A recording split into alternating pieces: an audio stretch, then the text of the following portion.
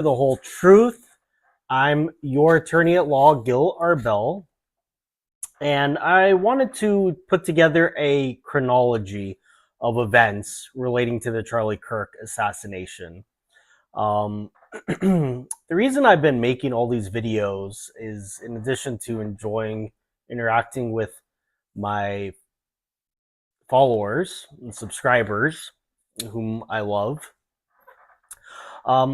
I want to get really familiar with all the facts of this case. I've been doing a lot of content about it, trying to fight back against all of the conspiracy nonsense, which is mostly propagated by Candace Owens, but there are others. And so not only do I want myself to be really familiar with all the facts, which you get by repetition, but I also want people that are watching and following me to know all the facts in case it comes up in a discussion or a debate. And again, sometimes it might seem redundant or repetitive, but that's how you get it to become second nature. So, Mackenzie, how's it going? Thank you for stopping by. I had a feeling that you would be the first. My biggest fan. Thank you so much. So I put together this PowerPoint with the help of AI, and it's based on everything that we saw at the preliminary hearing, but also other court filings, the search warrant affidavits, and other things. So I asked ChatGPT to put together a chronology that includes the timeline.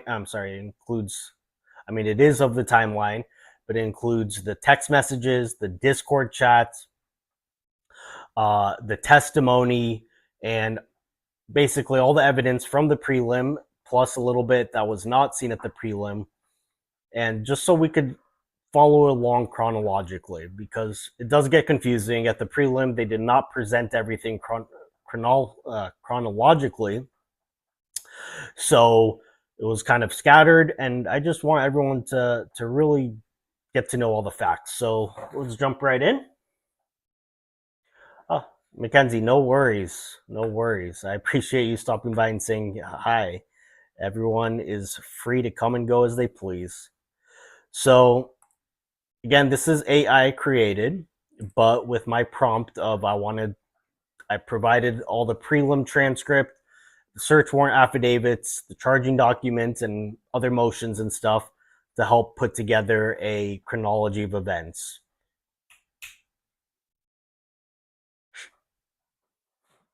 Okay, that's my dog. Okay, so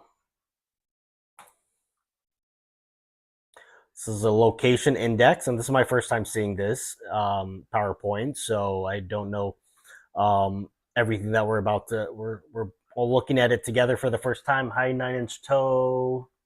What is up? Okay, so we have a few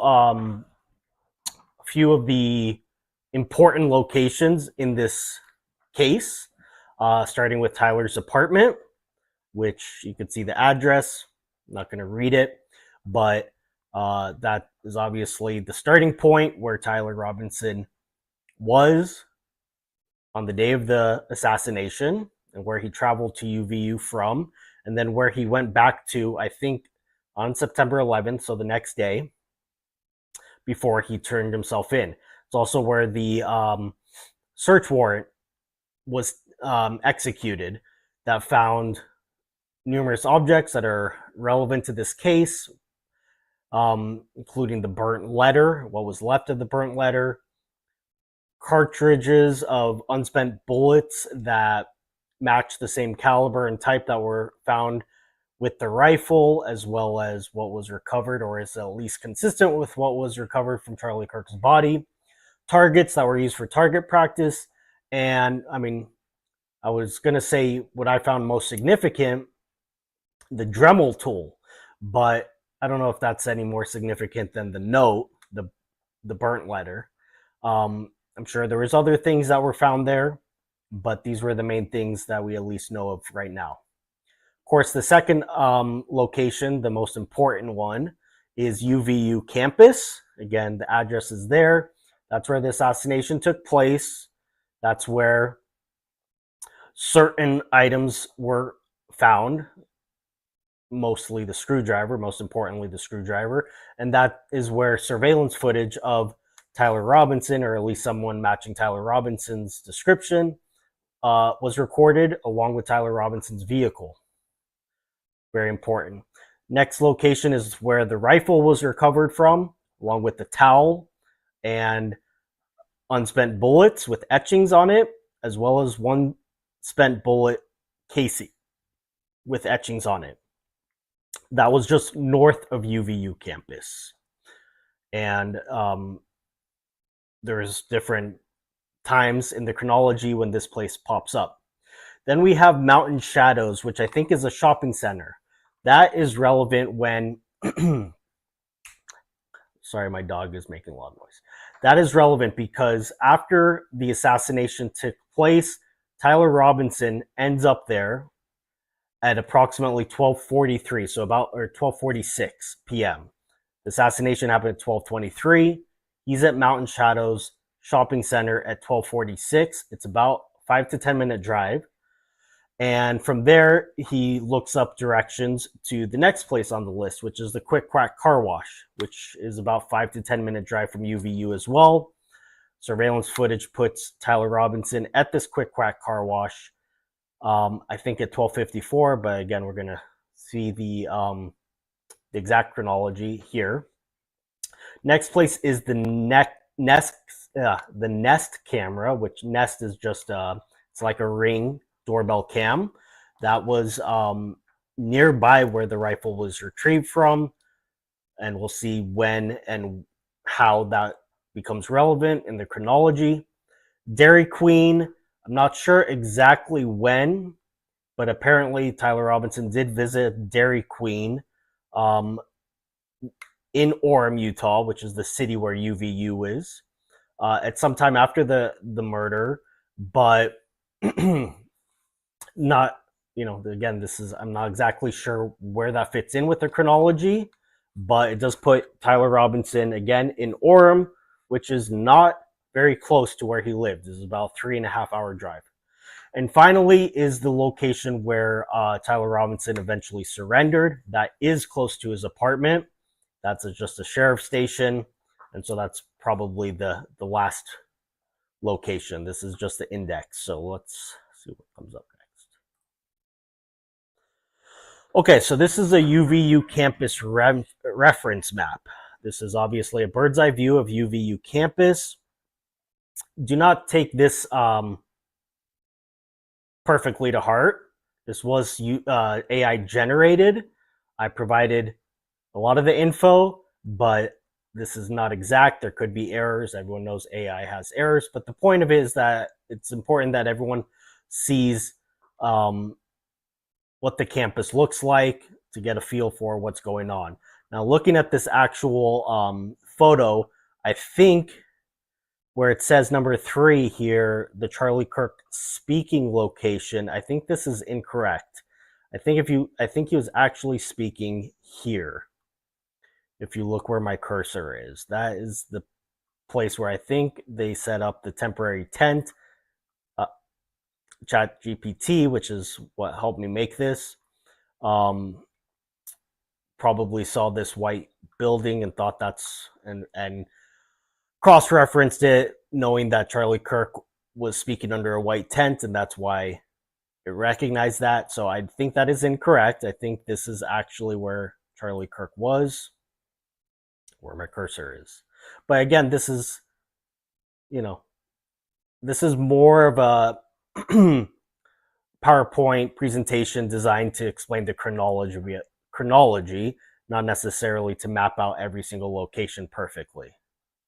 But what is important here is that you see this wooded thicket area. I think that is where, or at least around where, the rifle was retrieved. Okay, so let's start with the campus surveillance timeline. And one second. Now, this is not the exact total timeline, but this is from his final visit, Tyler Robinson, or the murderer's final visit, and that was captured on surveillance up through the shooting. So at 11:50, so again, this was made by AI, so it didn't, organize it the exact way that I would have. I'm sure we'll get back to the earlier timeline because he actually visited the campus 4 times, according to the evidence that we have. First was around 8:30 a.m. That's when we see him in the parking structure. We see his vehicle, which is positively identified as belonging to Tyler Robinson based on the license plate, the 2013 Dodge Challenger. Then we see Tyler Robinson walking, or, allegedly Tyler Robinson, but we know that it was Tyler Robinson. And he's wearing shorts and a maroon shirt and a hat. We see him walking in that parking structure, and apparently this is when he speaks with somebody from TPUSA. Seems like he's doing recon here. He actually goes, and surveillance catches him walking over to the wooded area where later the rifle is found. So seems very much like he's casing the place at this first visit. Then he leaves with his vehicle, I think at around 9:30, 9:32. So he's there for about an hour the first time. He leaves. He comes back on foot, still wearing the same shorts and shirt that he was in the first time. But he's coming back from the north, not parked on campus. That's when he goes to Chick-fil-A. He eats. Not sure if any more testimony comes out about what else he did, but he's there again for about an hour. Then he leaves. He goes back, presumably to his vehicle. He goes back from the way he came. It's the third time that he's now in the long black shirt and jeans. I think he's wearing the same hat throughout, and he's walking with a noticeable limp this time. So that's where this is starting off from. 11:50, first captured north of Campus Drive. Approaches pedestrian tunnel. He pauses. 11:53, he pauses near tunnel stairs and appears to manipulate a phone. Manipulate just means he's using his phone, which is going to be important because we're not going to have to, but the prosecution is most likely going to present cell phone site tower location that's going to ping his location. So if we see him on surveillance using his phone at a certain location, and then we see the ping location that shows that that's his phone, that's going to be very significant to show that he had his phone, which obviously comes into play when we get to the text messages. At 12:02, observed northeast side of the Losee Center, enters the southeast doors. 12:15, observed walking up the stairs toward the common area near the Losee roof. 12:17, he climbs over a short wall and crouches on the roof. Remember, we saw Gary, Paramount Tactical, show that you don't have to be Spider-Man, Candace, you liar, to get onto the roof. You just walk up the stairs, then there's a little guardrail or a little chain. I forget exactly, but it's very easy. You just have to step over it. You don't have to be Spider-Man. So 12:17, climbs over a short wall and crouches on roof. 12:22, runs, scoots to the edge. That's what Candace would say is the elite lateral crawl. That to Candace means he must be an elite soldier, because nobody but an elite soldier would be able to walk sideways or crawl sideways on one foot and on a knee, except for babies and everybody. So that's 1 minute before the shot takes place, which is at 12:23. And to be precise, it's at 12:23 and 28 seconds. So shot, suspect stands, suddenly sprints north across the roof. 12:24, so within a minute, drops from the roof and runs north Campus Drive. Okay, this is not exactly the best map here. um, we could skip that. Let's skip that. Okay, now this is interesting because this did not come out at the preliminary hearing, at least any part that I saw, and I saw most of it. I don't think it did, but it was in a search warrant affidavit. And what the search warrant affidavit is, just to remind everybody, is that when they seized Tyler's phone when he surrendered himself, they were able to look at his phone, see superficially what they could find, his past Google searches, his past Google map routes. But in order to really get data from the cloud and everything, they have to get a search warrant. And in order to present that to a judge to sign off on a search warrant, they provide some of the evidence that they did have in order to explain why they need the warrant. And in that affidavit for the warrant for Google, they say, we saw this one route, which is relevant, and that's why we need a warrant to confirm this and to get anything more that may exist. So what was in this? And I mentioned this before. It was a route from the Mountain Shadow Shopping Center to the Quack Car Wash. Mountain Shadow Shopping Center. You could Google it. It's about 5 to 10 minute drive from UVU. Same thing with Quack Car Wash. I'm not sure exactly how far they are in relation to each other, but couldn't be more than 5 to 10 minutes also. So he's at the Mountain Shadow Shopping Center at 12:46, 23 minutes after the shooting. That makes sense, right?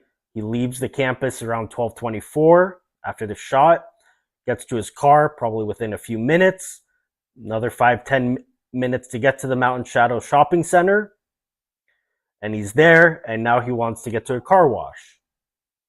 Right? And so he does a Google search and he gets the route to the nearest car wash, which all of this is very relevant because he did not live around the area. He did not work around the area. We haven't seen any explanation from the defense why he was even in the area. So anyways, this is just another data point. He does this search to the Quack Car Wash at 12:46. Then the same warrant says that at the Quack Car Wash, his 2013 Dodge Challenger, which again is positively linked to Tyler Robinson, arrives at the Quack Car Wash at 12:57. So after he did the search, maybe a minute or two before he actually got on the way, arrives at 12:57. We have surveillance footage of him there. Okay, the next Google Map route. This was at 1:33 a.m. and its starting point is the current location. It doesn't have an exact address. It's just a longitude and latitude. When you type in Google directions and you just pick current direction, with the destination being his home. Now, the warrant describes that starting location as near where the rifle was recovered. So he's around that area, which is perfectly in line with the text messages we know that he was sending shortly prior. It's also perfectly in line with the Nest Cam footage of his vehicle in that area, which shows him, again, his car in this neighborhood at approximately 1:30.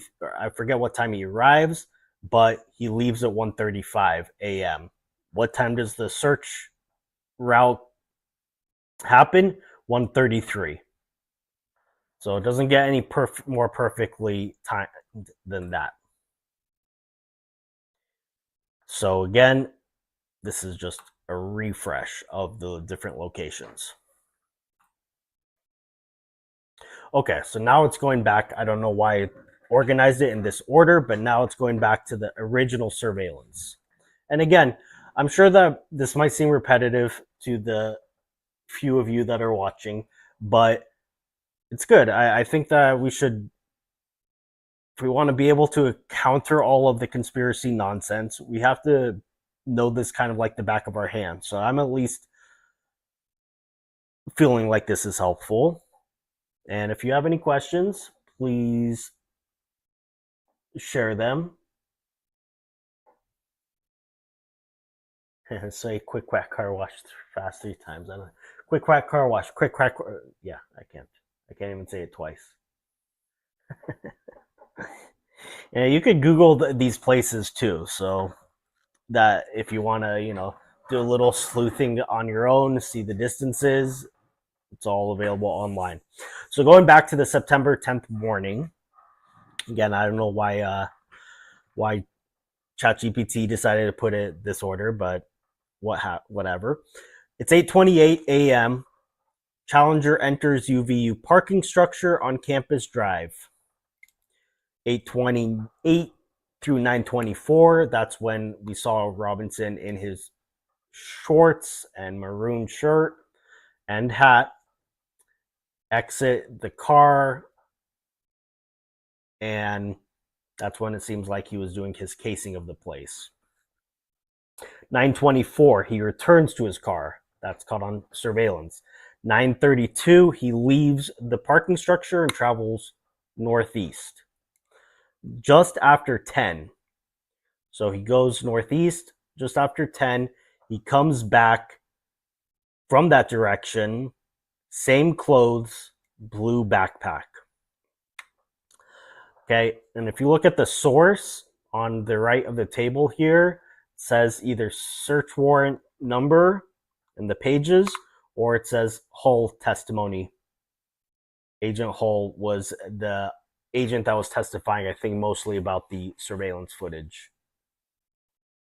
Then, so just after 10, he comes back, same clothes, blue backpack. Before 11, visits Chick-fil-A's. Then, okay, so that's when he goes to the wooded area. He returns without his backpack and then departs.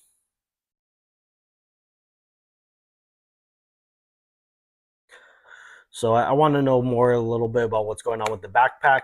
Could be that AI is confusing things when he had the backpack, when he didn't. I'm sure that we could clear that up pretty easily. I don't know how significant it is, but okay, 11:50. Again, this is just a repeat of what happens. We already went through it. 11:50 through 12:24. That's when the shot is done. A lot of different angles of him on camera, going up on the roof and then coming off.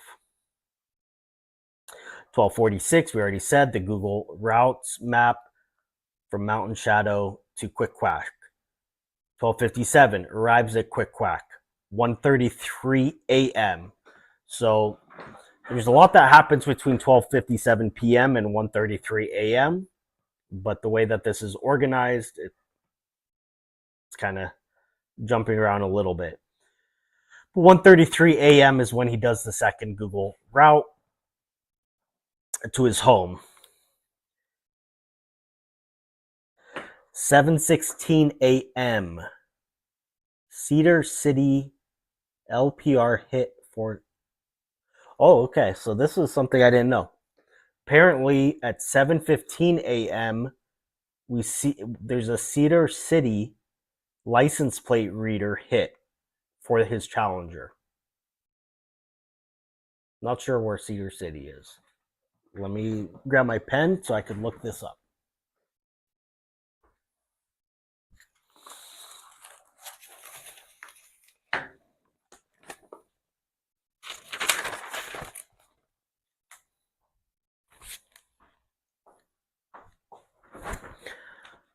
So I want to be an expert in this case. I want you all to be experts in this case so we can argue against the idiot conspiracy theorists. So 7:16 a.m. Cedar City LPR, which I'm pretty sure is license plate reader. And we can find that on the search warrant 3215391, page 6. And this is how you know. I'm not trying to hide one from anyone because I don't even know what exactly is being referenced here. We're going to look it up together. 7:42 p.m. Okay, so this is September 11th. Davis recalls last text to Twigs. So that's according to Agent Davis's testimony. 7:57, first Tyler Discord message. This is 7:57 p.m. September 11th. 8:04 p.m. Sheriff Smith receives call from Sheriff Brooksby regarding surrender coordination. So it seems like Tyler sent that Discord message basically right before he was about to surrender. About 9 p.m., that's when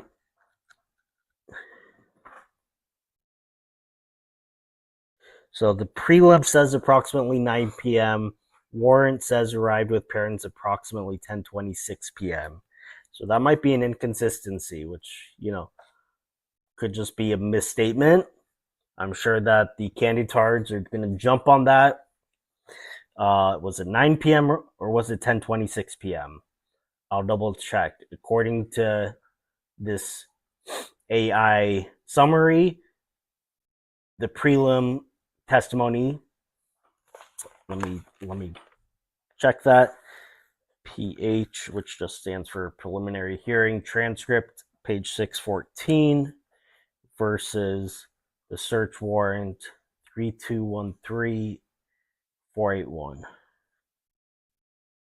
3213481, page 4. So we'll compare that time. Is it 9 or 10:26 that he arrives with his parents? Okay, let's go through the text messages and the Discord chats, which to me, I know Nick Brooks said that the DNA evidence was the strongest thing, and for a lot of people that would be, but these text messages are just so damning that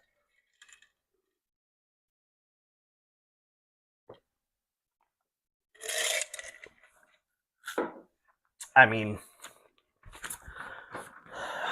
yeah, I think it's the worst thing. So this just says what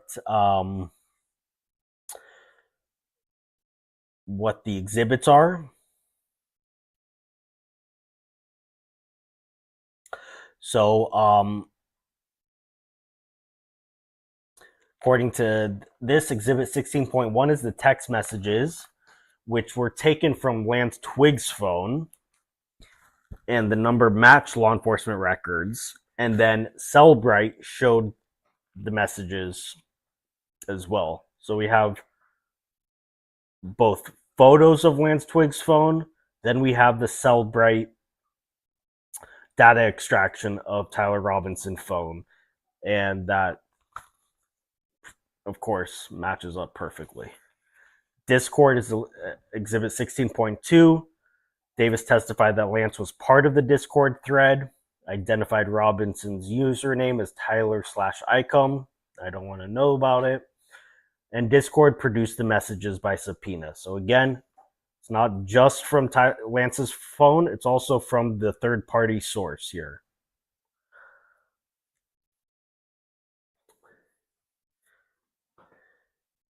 So the full Cellbrite extraction and full Discord production are not in the public materials yet. We only have what has been provided by the public to the public.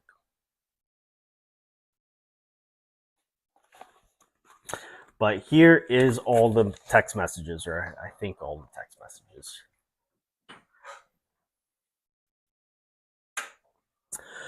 Tyler. And again, I'm sorry if I'm being repetitive, but let's get really good at this so we could all try this case if we ever get assigned to be the prosecutor. 11. Drop what you're doing. Look under my keyboard. That's where the note was. And thank Lance Twiggs for taking a picture of that note. Because if he didn't, we would not know what's on it because Tyler ends up burning that note. Lance, what? You're joking, right? Tyler, fuck, I tried to delete that. Yeah, what's going on?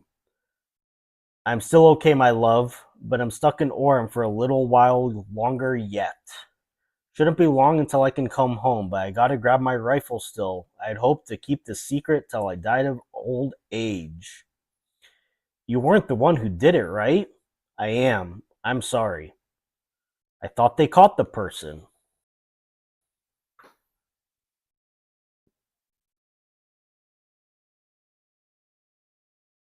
No, they grabbed some crazy old dude, then interrogated someone in similar clothing. I had planned to grab my rifle from my drop point shortly after, but most of that side of town got locked down. It's quiet, almost enough to get out, but there's one vehicle lingering. Why? I don't know. Why did I do it? Yeah. I had enough of his hatred. Some hate can't be negotiated out. If I'm able to grab my rifle unseen, I will have left no evidence. That's what he thought. We'll update you by midnight. All right. Stay safe. How long have you been planning this? A bit over a week, I believe. I can get close to it, but there is a squad car parked right by it. 3 hours ago, there was an officer with a canine walking nearby the area, hoping that Pooch has a bad sniffer. I'm wishing I had circled back and grabbed it as soon as I got my vehicle. Needless to say, I'm a be late coming home, my bee. Just stay safe. I will. I'm more worried about what my old man would do if I didn't bring back Grandpa's rifle. He's far scarier than any Fed, not gonna lie. This is all back and forth from 11 to 11:10, so it's within a short period. Guess I'm just sitting in my car watching reels for another hour. Hope this guy fucks off. Are you okay still? Yeah, yes. What are you gonna do? I don't really know. Closest gas station is like 20 minutes away. I might go there. I don't know. Gonna see if the road closer to campus is open so I can drive past and check shit out. Getting worried. Hard to know for sure, but I'm not finding my rifle. Could be in the wrong spot. I'm kind of curious what he was doing when he sent this. This was at 11:13. I'm not finding my rifle. Was he looking at a different place? Lance, do you think they found it? Tyler, no, they haven't published anything if they have.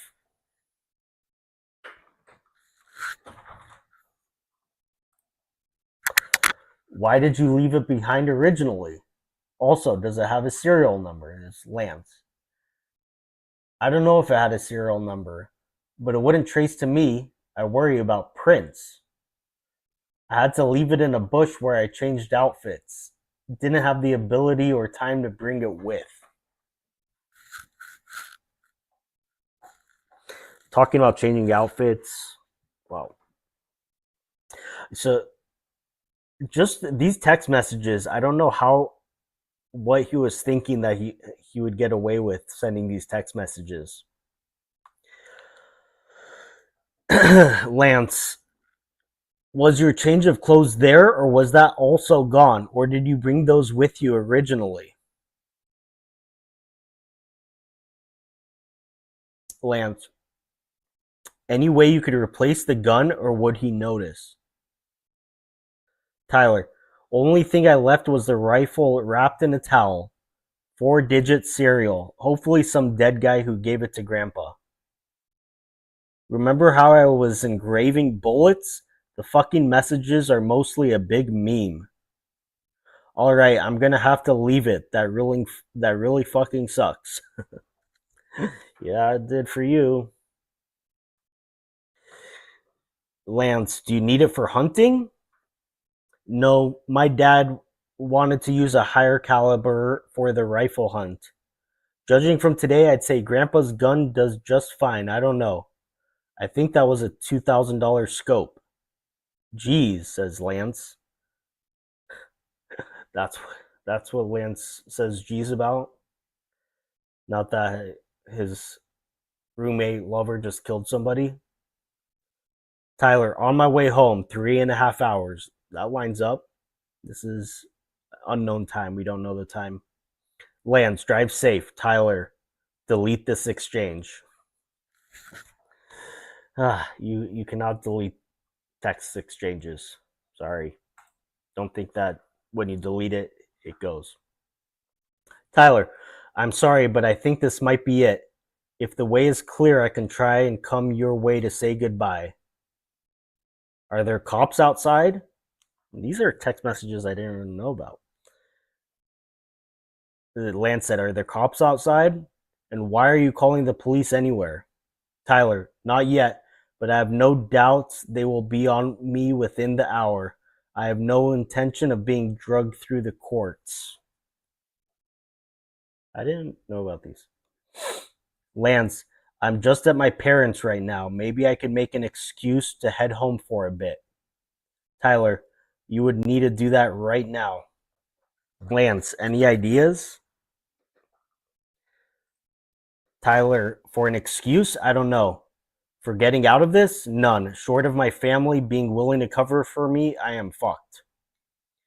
Lance, I'm not going to be able to leave. Lance, what's something urgent I would need to leave for? Tyler, you could say I told you there's an emergency at home that I need you for, with few details. Lance, I said I'm swapping laundry, heading home now. Tyler, nice. I will see you soon. Tyler, coworker had just sent me the still of me on campus. What is your ETA? We don't have timestamps for any of this stuff, but we presume that this is the chronology. Lance, like 3 minutes. Tyler, my dad wants photos of the rifle. The feds released a photo of the rifle, and it is very unique. He's calling me right now, not answering. It's so nonchalant. He's calling me. My dad's calling me right now because he knows that I just killed somebody. Since Trump got into office, my dad has been pretty diehard MAGA. I'm going to turn myself in willingly. One of my neighbors here is a deputy for the sheriff. You are all I worry about, love. Lance, I'm much more worried about you. Tyler, don't talk to the media, please. Don't take any interviews or make any comments. Tyler, if any police ask you questions, ask for a lawyer and stay silent. Tyler, my lawyer should be Doug Terry. I'll see if he can reach out to you and make sure the police follow. Now it's the Discord messages. So 3:17 p.m. September 10th. So this is like about 3 hours after the murder. Somebody writes Charlie got shot. About 20 minutes later, 30 minutes later, dead. Another hour. I just saw the video. Holy shit. RIP, I guess. Bro didn't deserve to go out like that. Sad. And then September 11th, 9 p.m. But this is what I'm kind of confused about because it said that his Discord chat name was Tyler/Icom. And then on this, it says Zealous Monkey 55095. So I'm not exactly sure if that's like an artifact or an error or what that is about.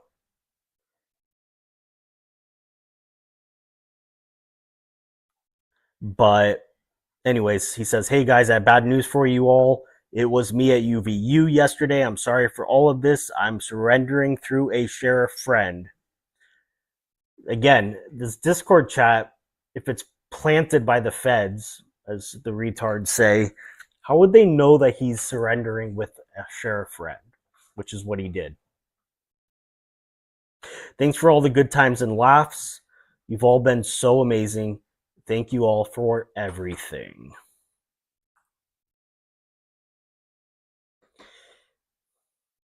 Oh, okay. Here it says it's just a third moniker along with Tyler Icum.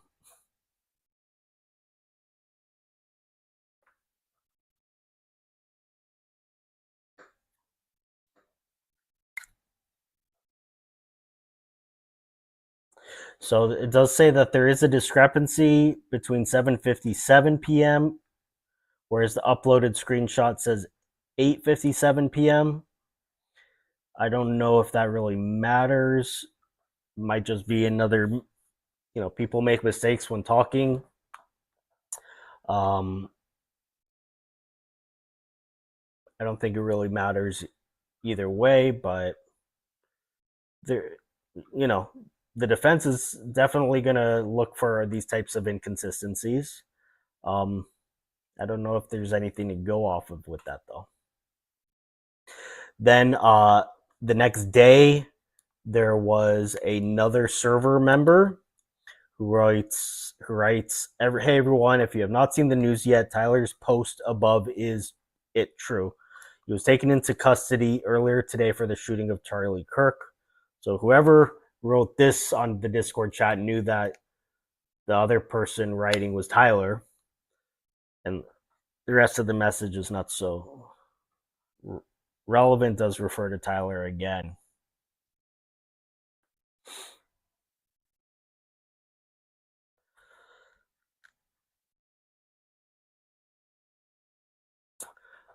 So other statements and notes before September 10th was, the written note, which was found at 11 p.m. obviously, because that's when Tyler texted to look under his keyboard. I don't have the exact wording, but at least part of it says had a shot at Charlie Kirk and was going to take it. I had the opportunity to take out Charlie Kirk and I took it. Mike Mitchell relayed that Robinson's father said Robinson confessed to being the UVU shooter. Yeah, Robinson's father is going to be called to testify. He confessed to his father. Twig's testimony summarized. Robinson confirmed what he said the night before, cried, expressed regret, and discussed turning himself in. FBI interview of Lance Twiggs describes the note, authenticates the text messages. So I don't know what else we have in this PowerPoint. My phone might shut down any second. I think it's low on battery, which is what I use for my camera. But here's some other digital evidence that they're searching for that we haven't seen at the prelim. Apple iCloud data, which would have Safari history, websites visited, Apple Map searches, navigation, location history, messages, photos, videos, deleted data. So that's going to be probably the biggest boon for the prosecution, is what comes back from that search warrant from Apple and iCloud.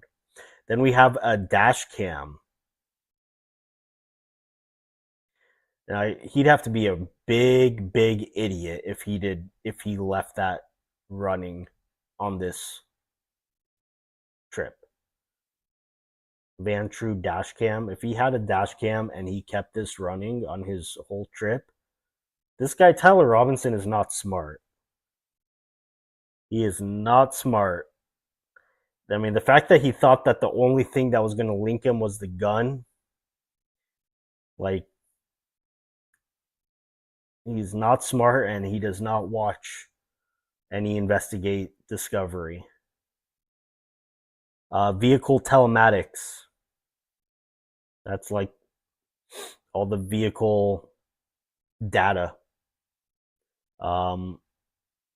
Not every vehicle, especially from 2013, has a whole lot of that type of stuff.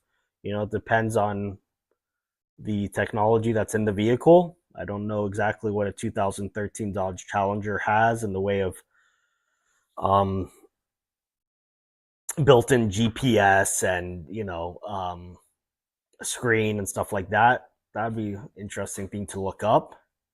But could corroborate the vehicle route, device connections. If it's connecting through different Wi-Fi's on the way.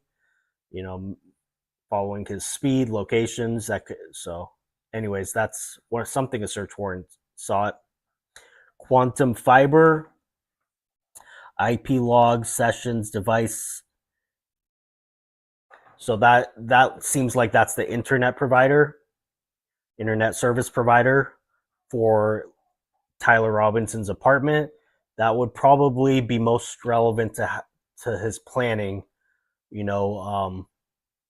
and what he did before the murder, not necessarily directly linking him in the same way as these other digital items, but his planning. Maybe he was looking up ways to get away with it. Who knows what he was searching. And then Discord production, which could show some, maybe some others that had some knowledge. Okay, and that's it. So anyways, I feel like that chronology kind of helped. Thank you for sticking with me on that. No, don't say that. Again, my phone is going to die possibly any second, but by the end of this, we're all going to be super expert in this case. Whereas Candace Owens is still trying to figure out who Ben Shapiro had lunch with or breakfast with, or whether it was breakfast or lunch on September 10th. We're actually going to know the facts of the case. Oh my God, it's such a joke. What a world. You guys have any other questions? They had a couple different aliases in Discord. Tards are saying cops fake the timestamps. Fake the timestamps. You have to fake everything. You can't just fake the timestamps. How do you fake just? See, these conspiratards have an explanation for each thing individually, but they never take everything as a totality. If it was just one or two text messages that were linking Tyler to the crime, then yeah, you can fight it. If it was just his DNA on the screwdriver, then yeah, you can fight it. If it was just the surveillance of his vehicle there, then yeah, you can fight it. But when you have all of these things and more to come, you're not gonna. You're begging for a plea deal. You're looking for mitigating circumstances to save him from the death penalty when he inevitably gets convicted. Maybe you're gonna pull out an insanity defense. I don't think that's gonna work, but it's better than the conspiracy stupidity. Yeah, they just say it's fake. You see, I mean, like, they just say things. You could just, like, you could just say something like, actually, Charlie Kirk was a gymnast that did a backflip right before the show. Like, I don't know, it's a stupid example, but the point is they just say things just based on nothing. Like today somebody wrote like the elites eat children, and I said no, the elites do not eat children, because both statements are based on no knowledge or facts or evidence. They're just statements people say. You could say a lot of things, but you got to actually provide evidence in a court of law. That's why the Candy's Tyler Robinson's defense team is not reaching out to Candace Retard Owens because not a single thing she has put out would be admissible in court. You can't just bring up shit about Egyptian planes that have nothing to do with anything. That's called confusing the jury without any purpose. You can't just confuse the jury for no reason with stupid shit. The judge would say, what is the relevance of this? What is the foundation? What are you basing this off of? What does it have to do with anything? You're just trying to confuse the jury. This is a murder case. This is not a sci-fi video game. So anyways, thank you for tuning in, everyone. I'm going to head out.